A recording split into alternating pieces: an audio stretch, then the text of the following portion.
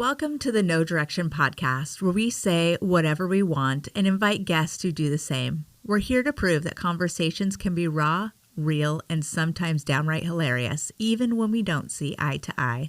So buckle up, grab a drink, and let's dive into the unfiltered world of opinions and insights. It's going to be a bumpy, profanity-laden ride. All right. So the what was I going to say? Oh, the fact that you guys saw Mando. I mean, he's a rare character to see. He only comes out so often. Yeah, it's total. Obviously, we were in the right place because we were in the Star Wars area, but we had already got off the right. I don't even think we were going towards Rise of the Resistance. We didn't write it. It was just, hey, let's go over there and check out the Star Wars area. The kids love that stuff. Of so course. It's like they want to check out the toys and. I think we were. Of course they do. We were actually. I think we were on our way to grab lunch over there. Okay. And then there he was. I spotted him and pointed him out towards the kids, and they just ran. Yeah. And Grogu is interactive, right? Does Grogu move and do some things, or?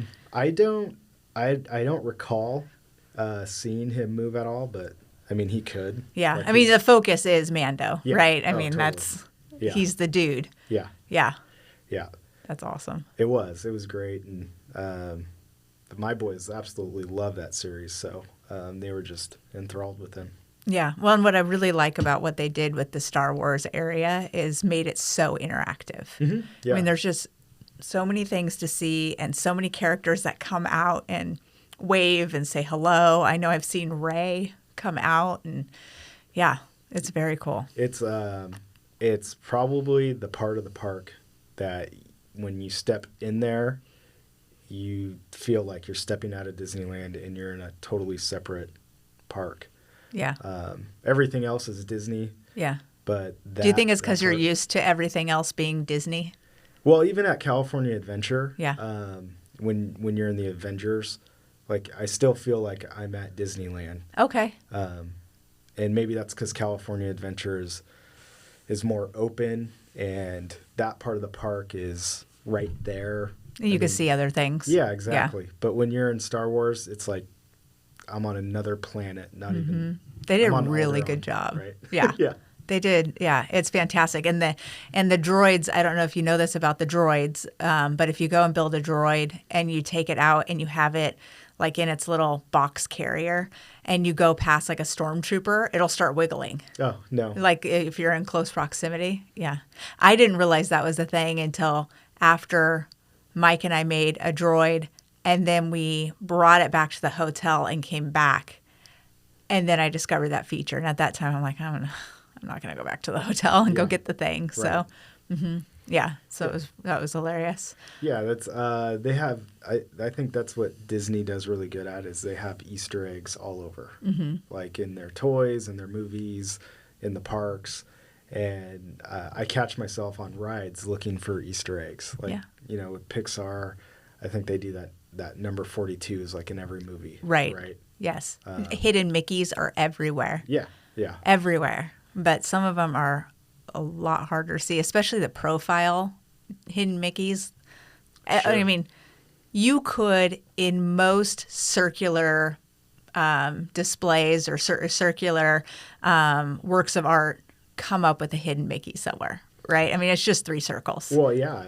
Your imagination could go wild there, but it's finding the side view. So for the first time I saw them on Small World when we were on there. Yeah. And I'm like, why are those things are lit up weird? And then I look at the ceiling, and every one of those things that were lit up in that way made a Mickey Mouse shadow up on the ceiling. I'm like, oh, that makes sense. Yeah.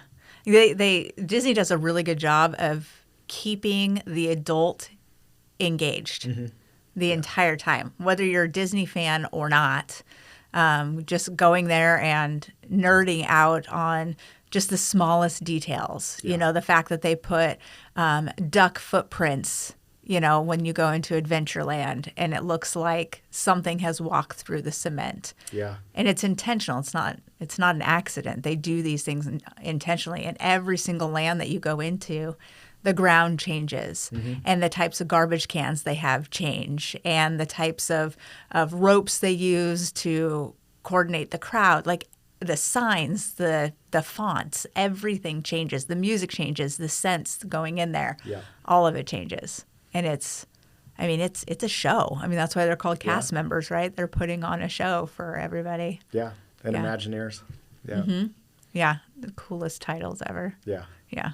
Yeah. No, it was a great trip, and 5 days is always long. Yeah. Five days is a long time for Disney, specifically Disneyland. Disney World, I could spend 10 days in the park there, right?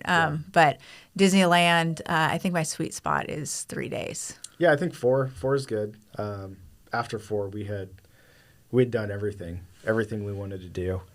Then it was just about what do we want to do that last day. Right. And it was more shopping and getting the cool toys and like, what did you see all week that you can't live without, and want to getting out and getting those, and then doing a couple of the rides that we love and enjoy. Yeah. Again. Yeah. Well, and your boys are, well, they're kind of getting to the age where they want things now, obviously. They see the thing at the store, they say, oh, my God, I have to have it now. If I don't get it right now, I'm going to die. Right. But they're getting to the age where you can kind of say, hey, I know that you really like this thing, but there's so many other stores. Let's go look at over here. And then on our last day, we'll spend some time. I mean, yes, there's things that you want to buy while they're there, right? Yeah. Like Mickey ears or different hats that they'll never wear other than being in the park, those kinds of things. But a friend of mine said that when her kids were young, she used to take photos of the things that they wanted. And then when they got back to the hotel, they would look through the photos and say, oh, actually, that I don't really want that, right? Or that thing is really cool. And it kind of gives them a sense of having a little bit of patience and, the whole fear of missing out thing, you can kind of subside it a little bit. A little bit, but like you said, Disney is good at engaging the adults. Yes. And the lesson learned last time we went was the stuff that's in the park is not for sale outside of the park anywhere. Yes. And so it's like making that decision. So William's my middle son. His birthday is in the beginning of October. And I gave them an ultimatum. You can build your own lightsaber, or you can get the helmet for like the X-Wing pilots, right? Mm-hmm. And so they decided to build their own lightsabers. Yeah.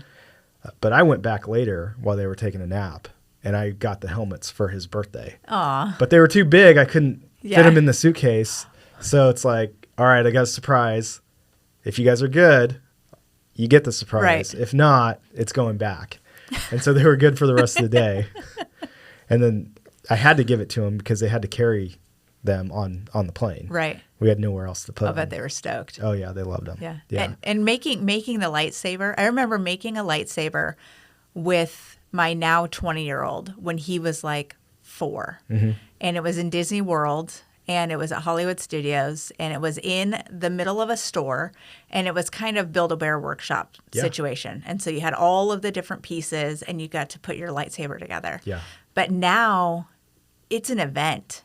You sign up for a time slot. You go in. It's an entire show.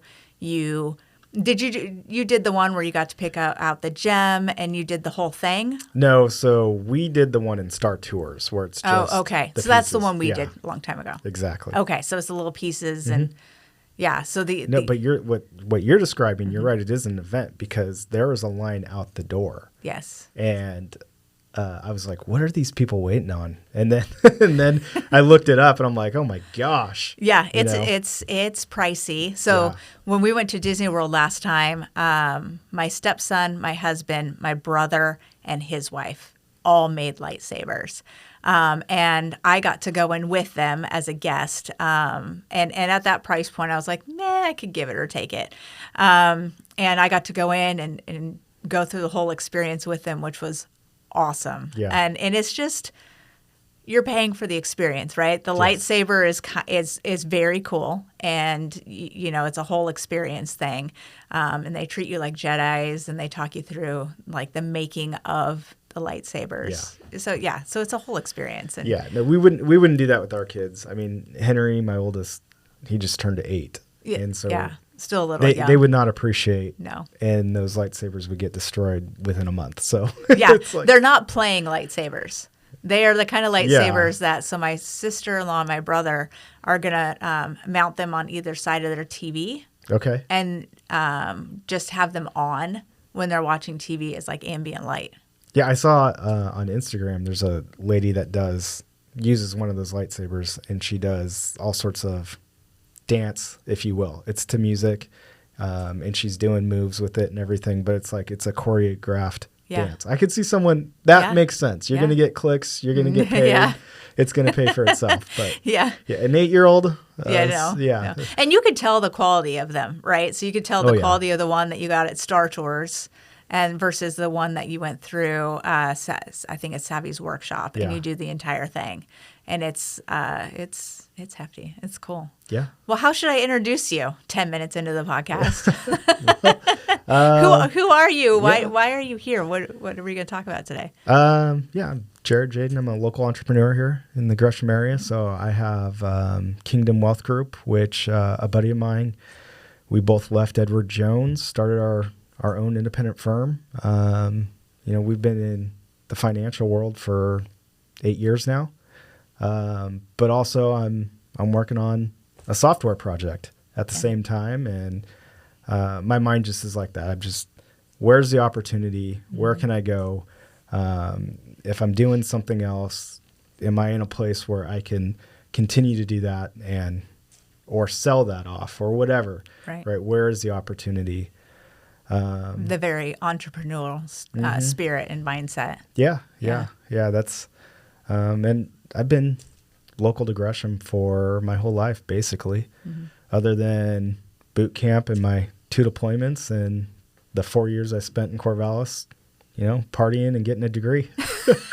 But partying first. Yeah. I don't see that. So you must have grown out of that. Yeah. So junior year of college, I deployed to Afghanistan, and I was over there. So in past wars, conflicts, U.S. service members had the ability to have alcohol, but in the war on terror, because we were in the Middle East and we wanted to respect their culture, we weren't allowed alcohol. And so literally go over there and get sober and then try to come back. It's like drinking literally hurts my bones. Yeah. So no, don't party the same way. Coffee's great. Doesn't hurt my bones. So it's different now. But the partying ended, and I got my degree and met my wife, and grew up. Yeah. So you were in the Marine Corps simultaneously going to college? Yeah. Wow. 9.5 years in the Marine Corps Reserves, 2 deployments, one in 2005. So basically boot camp in 2004, MOS training, get assigned my unit, and hey, we're leaving. Okay, that makes sense. We basically had just invaded in the scheme of things. Yeah. Got there right as Fallujah was ending. So it was still, Iraq was still very hot. But went through that deployment and then didn't deploy again for 6 years. Yeah. Yeah. Yeah, my husband was in Fallujah in 2004. And I remember him, well, it was like 2003, 2004. And I remember him telling me stories about, so he had me ship him his Xbox while he's there, right? Yeah. So he's a helicopter mechanic. So he's 99.9% of the time on base, right? Because that's where his job was. I think he had to go out one time to recover an aircraft that had crashed. He on Al Asad Air Base? Do you know? I think he was. Yeah. Okay. That's where I was too. Okay. So I'm not 100% sure. When I was 21, I did not pay attention to things. Yeah. I did not pay attention. But I know that he wanted me to send him his Xbox. So I sent him his Xbox, And he didn't tell me. I knew that he wanted it to play, obviously. But he didn't tell me that he and his buddies would be in their tent and they'd be playing video games, and then a siren would go on and bombs would start raining down, and they'd put their helmets on and their flak jackets on and continue to play Halo. Yeah, the mortar attacks. Yeah, we had them. Yeah. They continued while we were there. They slowed down quite a bit towards the end of my deployment. But, yeah, week 1, Al Asad Air Base, we're there. I remember one of our platoons found like a stray puppy. And our first sergeant was just like, that dog is not living here. And it wasn't that he was against dogs. It was, we didn't have anything to treat it. So, if it gets rabies or fleas or whatever, I mean, that, sure. That becomes a risk. Mm-hmm. And then the emotional attachment too. He didn't want any of our Marines to get emotionally attached to a dog that you can't bring back. Right.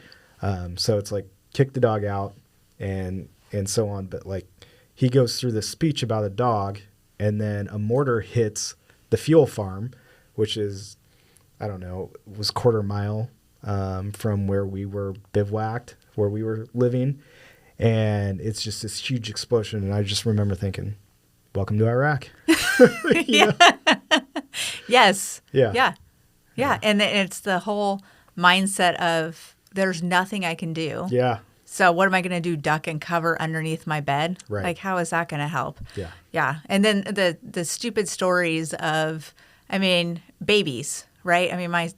My middle child is 20. Mm-hmm. He's a baby. I can't imagine him going off to war.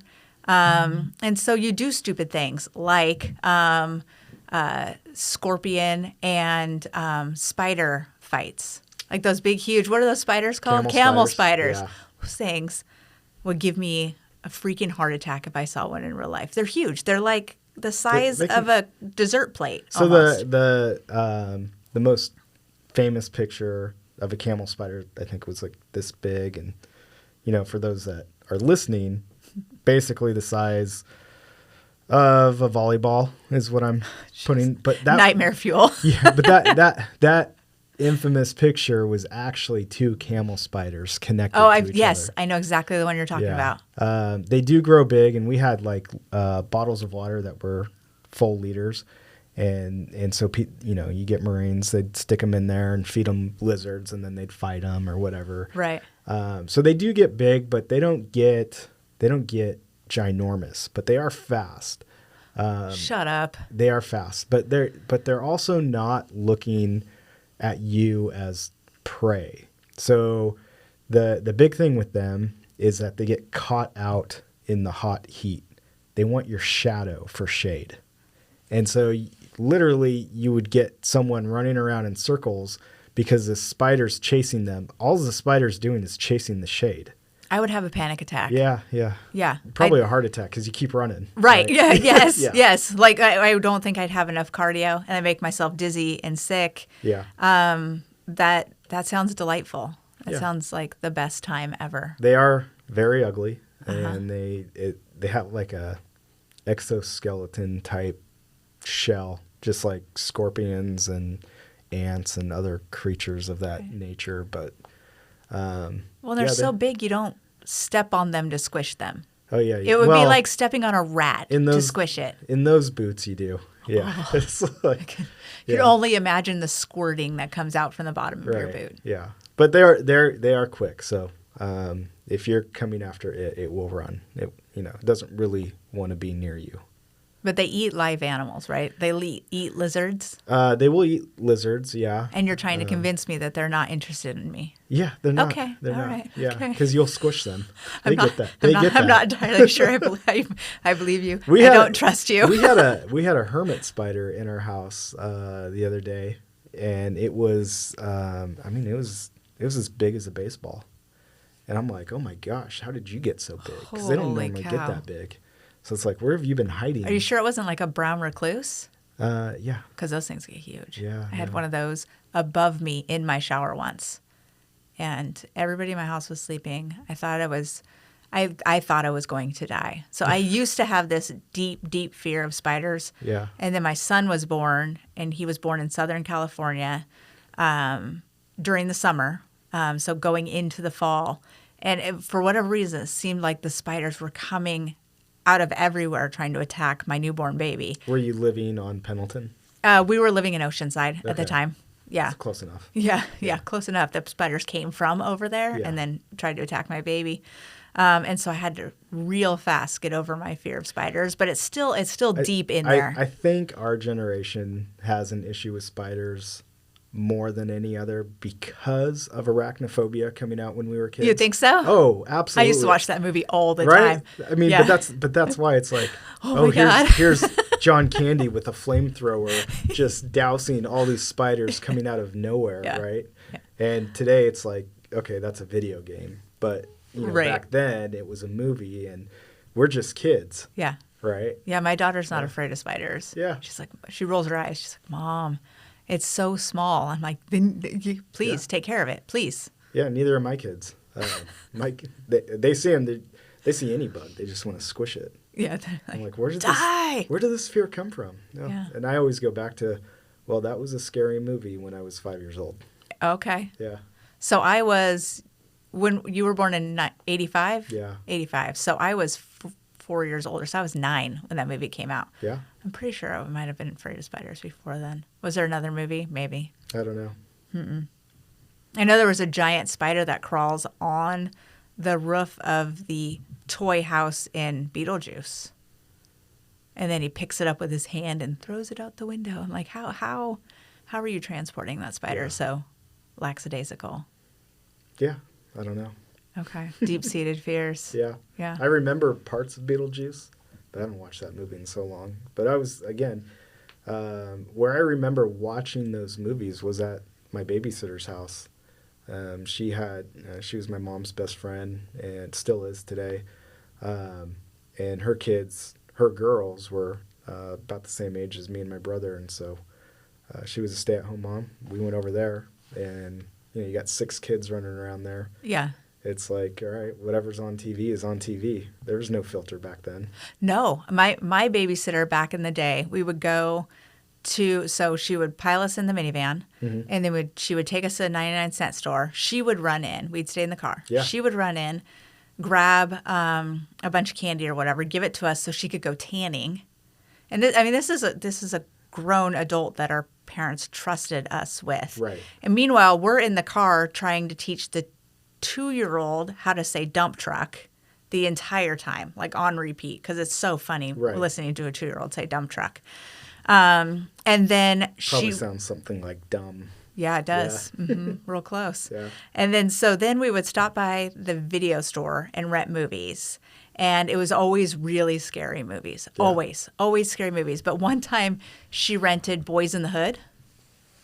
And so I watched Boys in the Hood as a grade school child at my babysitter's house. Yeah, and I bet if you went back and watched that movie again, you'd be like, oh, this is nothing anymore. Yeah, but then it was like, oh my God. Well, then my mom and dad, they didn't really have previews for movies on TV back in the day.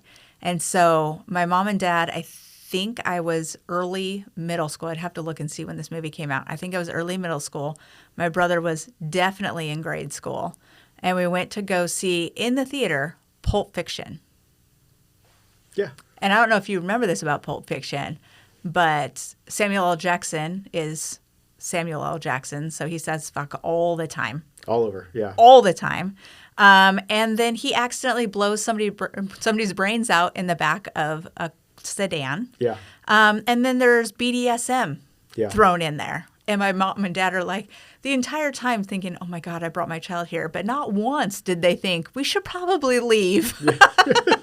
Right, yeah. Sat through and watched the entire movie. Yeah, I remember being in high school and going to the movie with my buddies, and we would buy the ticket for the PG-13 movie. And then, yes. And then we're walking in the door of the R-rated whatever that came out. Yeah. Yeah. The Rose Moyer Theater is the one we always went to, which is now Division. Yeah. Yeah. We would always go there. Yeah, you're right. Buy the buy the ticket for the G-rated movie or whatever it was, and Yeah. then go and see like Nightmare on Elm Street or whatever. Yeah. And then when that movie was over, hop into a different movie. Yeah. Yeah. Yeah, if you could. Yeah. I wonder how accurate movie money-making statistics actually are. Right. Well, now they're probably more accurate. Yeah, well, yeah. But back in the day, now you have holy cow. assigned seating, like a plane. I know. Is that something that came out of COVID, or is that something I that think came out of like living room theaters, and everybody else is like, I got to do that thing because it makes me more fancy? I don't know the answer to that. I didn't know about it till after COVID, so for me, okay. it's a COVID thing. Okay. Yeah. It's I hate it. I like it because we can go on before we leave the house and buy our movie tickets and choose the seats that are directly behind the wheelchair designated seats that have those bars because I like to put my feet up. Yeah. Yeah. That's the sweet spot. Mm-hmm. Yeah. So the movies that we've gone to with the kids so far, like Mario's an example. There wasn't a whole lot of people there. Mm-hmm. So it's like, why do we have to go through this extra process? I get it if it's a sold out movie. Sure. But if it's not sold out, and how would they know? But maybe there are other times. Like if you're going to matinee, maybe you got to do it. If you're going in the middle of the day on a Wednesday, like why put someone through that process? Yeah. Well, now they have this thing with Regal. It's like $30 a month. And you get to watch as many movies as you want. Really? Yeah. It's really inexpensive. And now that, 2 out of the 3 of our kids are out of the house, not that that really mattered over the last 5 years. Having teenagers, you can pretty much just go and do things. But my husband and I, $60 a month and see all the movies we want. I mean, it's what? I have no idea how much movies cost anymore. I shit you not. I have zero clue because my husband always just goes on his app and buys it.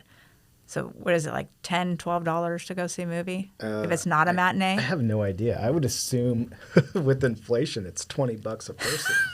Once you get the candy and stuff, which is why I bring the big purse. Yeah. So if I go to small independently owned movie theaters, I buy their candy. But if I go to big conglomerate movie theaters, I always bring my own. Yeah, I mean, what Mount Hood Theater is probably the only one. I can't think of too many.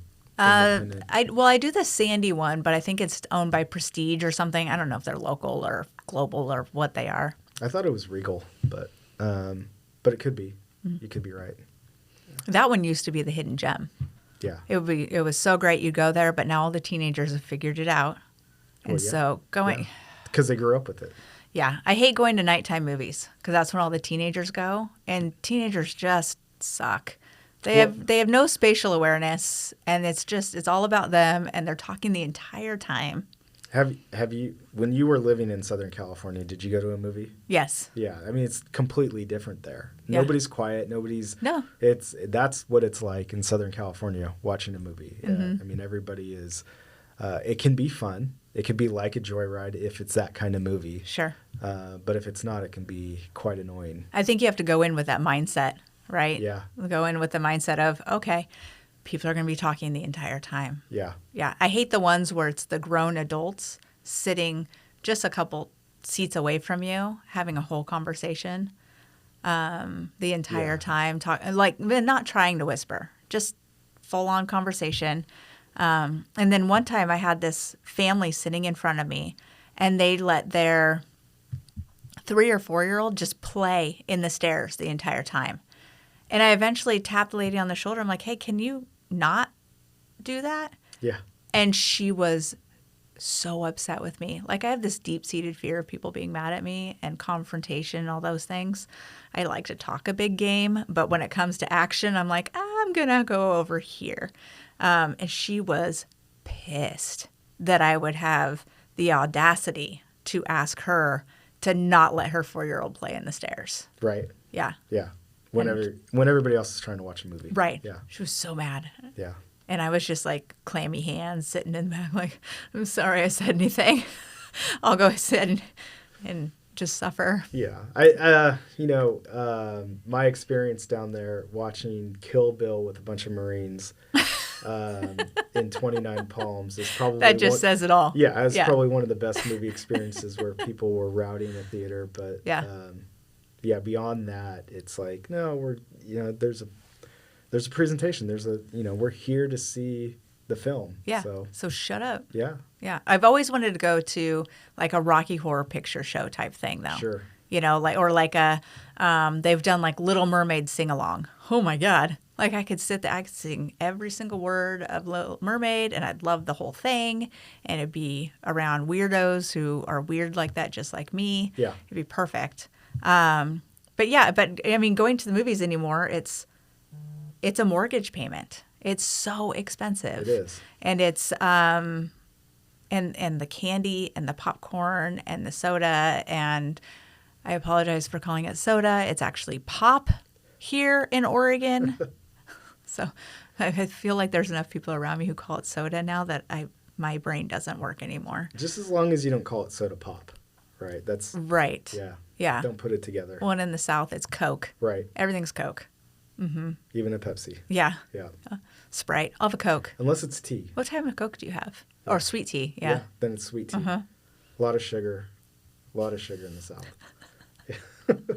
Well, speaking of inflation and movie prices, so I wanted you to come on here because I had heard a few a few interpretations of what is going on in today's economy as far as our wages that we currently have, our average median income, our average median house prices, and those kinds of things. And I had heard the term the silent depression, but I have since read, and maybe you can give your 2 cents on this guy. Oh, I got to log into my computer. Sure. Oh. But yes, we are experiencing hyperinflation right now, extreme hyperinflation. And I wouldn't be surprised if it was called something like the silent depression. I would say the one difference between the 1930s and today is credit card use is so high that, I would say the stock market probably doesn't feel it in the same way because credit cards are keeping the economy afloat. Right. And now that you're logged in, that might be something you look up really quick is just what's the average debt a household has on credit cards? Yeah. Because that would explain a little bit of why people are still living their lives, even though I think you were going to bring up that they're not even making the same amount of money they were 20 years ago. Yeah, exactly. So I had looked up a few statistics, and one of them that I looked up, and I'll look up the average credit card debt in just a second, but I had heard the term silent depression. And I have trust issues with the media, like a lot of people do. Sure. So I was looking up the silent depression so I could get ready to chat with you today. So I sounded somewhat intelligent, like I knew what I was talking about. And one of the things that I came across, and I don't know how reputable this news source is, but it's on Yahoo News, and they were talking about how it's difficult to compare today's income to the income in the 1930s, in that in the 1930s, far fewer people were filing taxes. So to know what the average income was, and I don't think that they had like a minimum wage. They didn't have really workers' rights back then. So things like minimum wage, and I don't know, maybe I'm talking out of my ass. Maybe somebody knows whether or not they had minimum wage back there. I'm not going to look it up. This isn't a fact-based show. Anyways, one of the things that it was saying is that only the top income earners filed taxes. So in 1930, 3.7 million people filed taxes out of a population of 123 million, whereas in 2022, 150 million tax returns were filed compared to 330 million people. Yeah, it's interesting. That's an interesting fact in itself because that tells you that the American people today hold the government up higher than they did in the past, if you will. Oh, Right? okay. By paying their taxes. Mm-hmm. Yeah. There's more fear of the government there in paying the taxes versus I don't make enough. I have a farm. Come get me if you want to. But also Sure. the reach, right? Are you going to send, Pony Express out to come, collect my taxes? Right. My $5 in taxes or whatever it is. Exactly. Yeah. And you didn't have to file if you made less than $3,000. Right. Which was very difficult to do back then because it looks like the average income earner, according to the tax, of course it's being weird. Okay. Oh, yeah. According to the tax filings, the average income earner made $4,887. And so that would be a very high income back in the day. Sure. Yeah. And so if you're looking at, housing prices, so I went back to 1940. So Okay. Housing prices in 1940 were $2,938, which in today's dollars, as of 2022, using a inflation calculator, it would be $61,167. It's pretty close to what our parents were buying houses for. Right. Yeah. And so the fact that in 2000, the average income was $71,392, and the housing prices were $202,584, versus now in 2022, the average income is actually lower at $54,132, but our housing prices have gone from $202,000 to $348,000 on average. Yeah. And that's what's killing us. Yeah, that's a big part of it. I think you take a look at it, and it's been in the news, but there's truth to it. So you take Wall Street back then versus Wall Street now. Wall Street back then, you had a handful of individuals that could manipulate the market if they had enough money. Today, you have corporations with billions to trillions of dollars. And so they look at their diversification portfolio of their portfolio, and they're like, well, we're over-concentrated in stocks and businesses. Where can we go? They go to the housing market. So you got BlackRock, Blackstone, Vanguard, all buying up houses, single-family residences, multifamily residences, and that also doesn't help the inflation of the price of houses for us. And what are they doing with those houses? Are they renting them, Airbnb, like what? Yeah, so it just depends on what their objective is in their portfolio. So if it's a REIT, a real estate investment trust that they're buying it with, it could be rent. It could be Airbnb. It could be a loss leader. They could just need losses. And so they bought this. And so it just sits empty. Yeah, could be.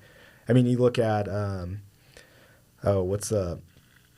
over there by Dick's Sporting Good, that whole complex for years sat pretty much empty. Yeah. And that's because a national real estate company used it as a loss leader. They're like, yeah, we're not getting rent here. We have losses. But that company is based out of Boston, Massachusetts, and everywhere else they're profitable. So yeah, it just depends on their strategy. I don't know necessarily what they are doing with it, but what I know is the effect. And the effect is the average person now has to pay more for a house because these houses that should be on the market and available and causing the price of housing to go down has now they're owned, and the owners don't care what happens with them, so to speak, and that causes issues. Yeah, if my husband and I, we've been crunching numbers because we would like to buy a piece of property, but the numbers are a joke.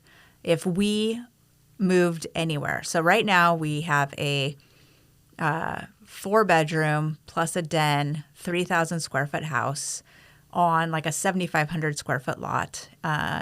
Right across the street is a big, huge undeveloped park. And it's a quiet road on the outskirts of a busy town. And if we were to sell our house, we could probably get like $550 out of it. Sure. But if we go to buy a new house, we are going to pay more for a piece of property, probably starting around $600, $650. Yeah. And the interest rates are so high because we refinanced during COVID. So we took advantage of the 2.75. Right. So we would go from a mortgage payment of around $2,300 a month to probably close to $5,000 a month. Well, so and do it this way, because I just did this yesterday for a client, and so he's looking to purchase out of state. He's moving, but he's looking at between $250,000 and $300,000, and his mortgage with the current interest rates is going to be about the same. I mean, it's just under $2,000 a month for that mortgage, where just a couple years ago, you're getting, with that mortgage payment, you're getting like a $600, $550, for a house. So yeah, your purchasing power, and that's exactly what inflation is your purchasing power goes down.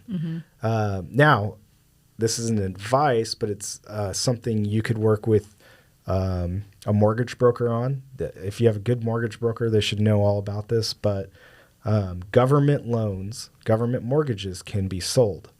Meaning if you find someone with a VA loan or someone with an FHA loan, you can buy that mortgage from them. At their current interest rate? At their current interest rate. I heard about that with commercial real estate. Or, no, it was residential. I actually saw a reel on that the other day. Yeah. It's like, holy shit. Yeah, so find a good mortgage broker, and then if you find someone with that, now the price of the house is the price of the house. Sure. So you probably have to come up with the difference between, you probably have to come up with the equity in cash, and that's the caveat to that. But if you can find that, and the numbers work for you, that would be a good way to keep the mortgage price down. Yeah, somewhat more manageable. Yeah, and maybe that cash comes from selling your house. Yeah. I mean, we do have, like $150,000 in equity according to Zillow, which I understand realtors don't yell at me that it's not necessarily trustworthy, but it's what I got. And you had asked earlier what the average credit card debt is right now, and it's actually a lot lower than I thought it was going to be. So according to Lending Tree, in 2022, it's $7,279. Yeah, that's lower. It's still significant, but I would have thought it would have been north of 10,000. Now that's as of last year, and so you got to think about all these interest rate hikes have been going on for just over a year now, and so that's been a big part of hyperinflation, as we just talked about, right? Interest rates go up, and you can't afford the same amount with your dollar anymore. Right. And so it'd be interesting to see how that gets updated next year. Right. When people are running out of savings and hitting the wall and like, all right, now I got to pay that. Now I got to use a credit card to get the school supplies. Right. That's not being accounted for today. Well, we went to, my husband and I and my daughter, the other day, we went out and we got some fast food, and it's just three of us eating, and we didn't do anything spectacular, or we didn't get a bunch of desserts. I can't even remember what place we went to, but it was $40 for 3 people for fast food. Yeah. I remember when I was in high school, you could go to like Taco Bell and get like 20 tacos for $5. Oh yeah. Or you could go, the Whoppers were $1. During that same time. You went to, what was it, In-N-Out? Remember In-N-Out? Mm-hmm. We were actually talking to my daughter about this the other day, and you could get 10... Hot and Now? Yeah, what did I say? In-N-Out? Yeah. No, sorry. Yeah. Hot and Now. Yeah. Yeah. It's so a Starbucks now, but yeah. It is so funny that you came up with Hot and Now, even though I totally butchered the word. I just came back from, SoCal, so I'm like, no, we don't have that. Yeah. But I knew what you meant. Yeah, Hot and Now, which I don't think exists anywhere anymore. I don't think so. But you can get 10 burgers, I think, for, I don't know, $5 or something. Something really cheap. So you would everybody would pool their money at lunchtime, give it to one person. They would go out and get all the things, come back, and you'd have a feast that everybody would share. And you were literally just taking the change from your pockets. Yeah. And you can't do that anymore. No, it's insane. It's weird. It doesn't matter if we go to Chick-fil-A or if we go to Roadhouse. the bill is about the same. Yes. For the family. Yes. So. Yeah, yeah. And in buying things like you buy chicken, okay? Mm-hmm. Chicken is $7.99 a pound or something like that right now. But you can go to Costco and buy a whole roasted chicken for $6. Yeah. So I'm going to go to Costco and buy the whole roasted chicken because it's already cooked for me. All I have to do is debone it or not, just quarter it and serve it up. Yeah. And so I feel like those prices, I hope, are going to force more people to eat at home and buy more groceries. Yeah, habits are tough to break, though. They are. And then what they're putting in fast food today, and not even just fast food, but even like chips and candy and stuff you buy at the groceries is so addictive that, I don't know what's in that Chick-fil-A milkshake. But when I have that. It's magical. Well, it's not even that magical. It tastes great. It does. But when it's gone, I have this feeling in my stomach like, no, I need to have more. Oh. And it's like this, I'm full, but I'm empty kind of feeling. And I hate it. But every time we go to Chick-fil-A, I'm like, I got to have one. Yeah. So. And do you think it might be the sugar? Oh, yeah, for sure. Yeah. I was reading somewhere. I was reading something somewhere. I can't remember where it was. And it said people with ADD and ADHD are more likely to be binge eaters because they get that quick dopamine fix, specifically from things like sugar or really salty, fatty foods. Yeah. So they tend to binge a lot of food and eat all the time because they get that, the dopamine hit, and then they move on. And then when they need more, they're like, oh, I need the thing, which is why I think I'm addicted to Starbucks or any kind of coffee beverage. Sure. Yeah. Yeah. I've got a buddy that's going through a diet program right now, and he talks about visceral fat. And visceral fat literally becomes its own organ within inside of you. And so it causes you to have these cravings because as you burn it off, it's literally dying. But it will plug itself into your system and draw resources from your system almost like a parasite would. Wow. And so to get through this, you literally have to burn it all off. You have to kill it or have it surgically removed. And then you can start the process of getting healthy. But if you have one like that milkshake, then it triggers that visceral fat, and then the visceral fat wants more. Yeah. It's crazy to think of, like, you're putting something inside of you that's growing into its own organ, its own living organism, if you will. Where does it live? Where in your body? Within all your other fat. Oh, okay. Yeah. So it's like just in there. So when you say have it surgically removed, like liposuction or something where they're like sucking it out? Exactly. Wow. Yeah. Yeah, because I know when I had my bariatric surgery afterwards, I was scared to death to eat because they're stapling your stomach. You know, you don't want to tear that thing open. So you follow the rules exactly. So you do your applesauce and Ensure. Yeah, you do your clear liquid for I think 2 days, and then for a week you do just liquids, and then you move on to a puree stage, like what you would feed a 1-year-old. Right. Everything is pureed. And then you slowly move to soft foods and so on and so forth, right? But I remember eating my first chip and being so scared to eat it.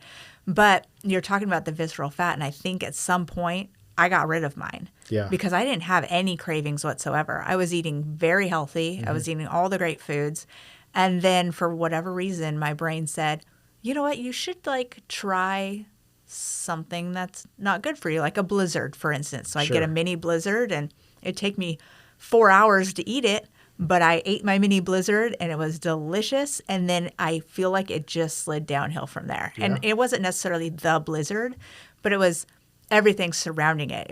I felt good eating it, right? And it's like it's a drug, Food addiction is an addiction. It's like being on drugs, and people who are more prone to addiction will do things like do a transfer addiction. Mm-hmm. So one thing that's really dangerous about having bariatric surgery is transferring your food addiction to something else, whether it be alcohol or drugs or shopping, gambling, those kinds of things. Well, you see that with,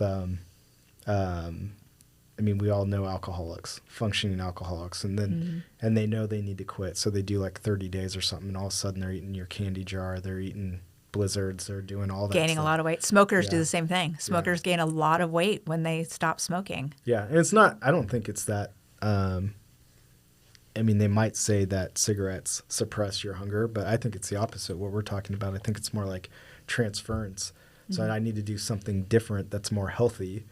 You talked about video games. Video games is an addiction as well. Absolutely. That's something I grew up on video games. I remember, I think I was like 5. I know like 4 or 5 when Nintendo came out, and my dad got it for us for Christmas. Yeah. I hooked it up. It was really easy back then. You plug the white into the white, the red into the red. Yes. And then the power into the power. It's Yeah. like stupid simple. Yeah. And we had Mario, and we had Duck Hunt. Yeah. And that's what we had. And then from there, like, video games grew. So I grew up in that. But more recently, in the last year, it's been hard. So I literally took the Xbox out of the house, and I was like, I'm too busy for this. Like, I'm not getting the sleep I need because you're addicted to the video game. Yeah, and it's that dopamine rush. Oh yeah, and it's not even like you get the thought, and it's just like, all right, I've got the thought, and as a dad, I think most dads will agree, you don't get your alone time unless it's first thing in the morning and you're up at like 4:30 in the morning, or it's at 10 o'clock at night. Right. And so I was losing sleep to being able to play a few games of soccer, or play with my buddy online, Call of Duty. Right. And then one more game. Yeah. One more game. Exactly. Yeah. And they're so short, right? They're 5-6 minutes long. So it's like, all right, I can play 3 of these and it's 15 minutes. Yeah. But that's not how it is, because you've got the lobby, you've got everything else. And so 3 of them equal really an hour. Right. Yeah. Or, or longer. Next thing you know, 3 hours in. My husband had to do the same thing. So he would come home from work, and his decompression was sitting down and playing some video games. Yeah. And he gets home at 2 p.m. And at the time, I would get home around 6. And he would sit down and play video games. And then the next thing he knew, I was coming home. Yeah. And that's when he knew, oh, this is a problem. Yeah. I'm not getting anything done. Just last night I was on my phone scrolling through reels, right? Same dopamine thing. You go to the next and you're like, oh, I wonder what the next one is. And you keep going and you keep going and you keep going, because it's a constant stream of content. Well, you're welcome. And next thing I know, it's 1 a.m. I remember in my Marketing 101 class at Oregon State, the professor there, and he was a professor of marketing. He did the intro class, but he also did the graduate level classes. But he talked about you can go to a TV screen and count to 3, because you can't count beyond that. The screen will change, or something will change every 3 seconds to keep your attention. And reels do the same thing. Mm-hmm. Reels are there for 10 to 30 seconds. If they go beyond that, people are skipping. Yeah. Right? You're like, all right. Oh, I hate the ones where it's like, follow along for part 2. No, I'm not. No. Yeah. I've. You lost me. Yeah, I'm gone. I'm out. And then there's some of them, there's like part 5. Yeah. And sometimes I will click on it to see part 2 because I'm intrigued, and now you've got my attention. Right. And I can't find part 2 because it's a video that somebody else has posted. Right. Other than the original person. Yeah, they're doing their side-by-side. Yeah, and I hate the side-by-sides. I can't find it. Yeah. And it frustrates me, and I'm done. And then I never get resolution as to, did the baby find its home, or what did they do to that sex predator, Right. Like, I want to see the finish of it. And one thing I learned, I follow a lady on Instagram, and it's called The Real Virginia Kerr, and she teaches how to be present specifically on social media on video. And one of the things she says is constantly move around so that people will stay engaged, And so when you're filming, and you'll see I do that a lot in my videos for my Social by Design business, is I'll say like a sentence with the camera in front of me, and then I'll move to a different part in the house, and I'll do another sentence in a different part of the house, and then so on and so forth. So my camera angle will change 3 or 4 times in my video to keep your interest. Yeah, I think and the next level of that is don't even show your face, but just do an overlay of the voice, and then you have images that go with that match with what you're saying, and it's changing along the way. So if you're talking about Disneyland, you got pictures of Mando, then you've got Toontown, and you're going all over the place, and those are changing every so many seconds. Yeah. Well, and they have those ones where people are doing the ASMR, so they're carving on something, and while they say some fun fact, and then it switches to a different fact, and then they're slicing through like kinetic sand or something. It's very visually pleasing, and you're listening to the words and the facts, and you're like, oh, okay, those are interesting facts. But the visuals, you're like, ooh, that's why pimple popping videos are so fascinating to me. Or even audible, the audible sound that you're hearing of that carving, right? Because there's those videos that don't say anything, but they're doing something, and you hear everything. It's like, oh, that's so satisfying. Yeah, my daughter loves it. When she was on my podcast, she tried to do ASMR in the microphone, and she was making like mouth noises, which I can't stand. Like, I don't know if you know this about people who are self-diagnosed with ADD. It's that mouth sounds. I can't do mouth sounds like that. That wet sound. It drives me crazy. So she's trying to do it, and I looked at her and I'm like, stop doing the thing. Like, you're driving me crazy, and now I have to cut my tangent, my soapbox thing that I was on, all those things. But yeah, she loves it. She loves those things. Yeah. And they listen to them all the time. It's nuts. Yeah, the ones I see and watch of those are typically like cooking ones, right? They slap the raw meat down on the table, and then they sharpen the knife, and they shake the salt before they season it, right? And then they eat.